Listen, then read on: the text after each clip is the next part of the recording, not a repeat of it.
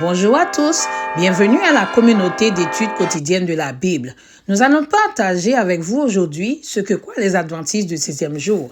Prions de partager cette vidéo afin que plus de personnes puissent connaître la base de notre croyance. Nous vous rappelons que si vous souhaitez étudier avec nous, prions de manifester votre intérêt en nous laissant un commentaire sous cette vidéo ou vous pouvez nous écrire sur notre groupe WhatsApp que vous trouverez en commentaire. Nous continuons notre étude de la croyance fondamentale numéro 1, la parole de Dieu. Aujourd'hui, nous allons voir les bénédictions découlant pour nous de cette doctrine.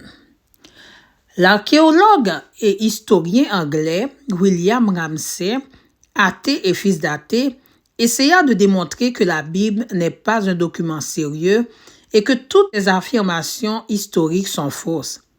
Il utilisa 2 livres, l'Évangile de Luc et les Actes des Apôtres, parce que dans ces 2 livres sont mentionnés beaucoup de lieux, de noms et de dates qui peuvent être facilement corroborés ou démentis par les sources historiques séculaires.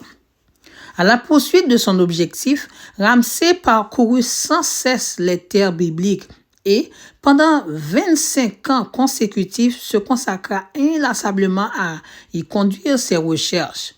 Le résultat surprenant et inattendu de ces fouilles archéologiques fut de prouver que les 32 pays, 54 villes et 9 îles mentionnées par Luc dans son second livre étaient des endroits authentiques.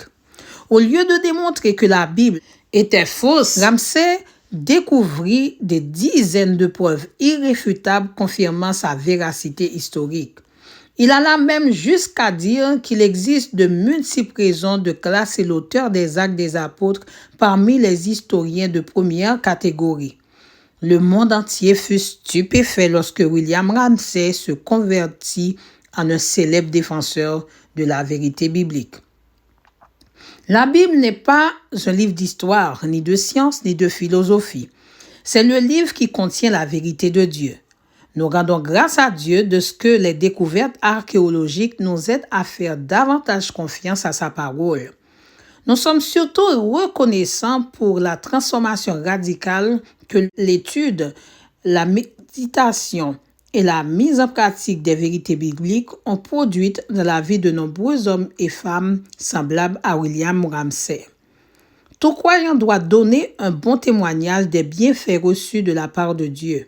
En d'autres termes, nous sommes tous d'accord avec Paul pour dire que la Bible est utile pour enseigner, pour convaincre, pour redresser, pour éduquer dans la justice et bien plus. 2 Timothée 3, verset 16. Certains des plus grands bienfaits reçus grâce à cette doctrine sont, premièrement, pour être sauvés, nous avons besoin de connaître Dieu. Jean 17, verset 3. La Bible est la source la plus fiable d'informations concernant l'identité de Dieu parce qu'elle constitue en elle-même la révélation suprême que Dieu nous a laissée pour satisfaire notre besoin de le connaître.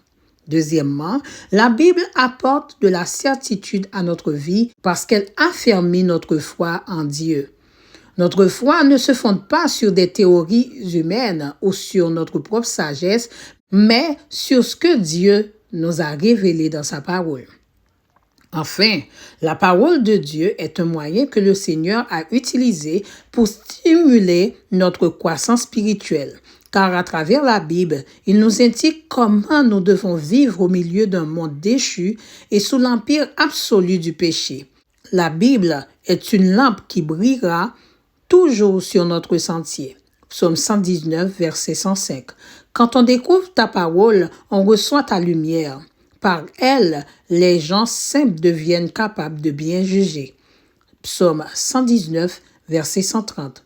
En étudiant la Bible, nous sommes sanctifiés par la vérité. Jean 17, verset 17. C'était le dernier sujet de la croyance fondamentale numéro 1. Nous vous donnons rendez-vous à lundi pour débuter la croyance fondamentale numéro 2. Bon sabbat à vous tous et à bientôt.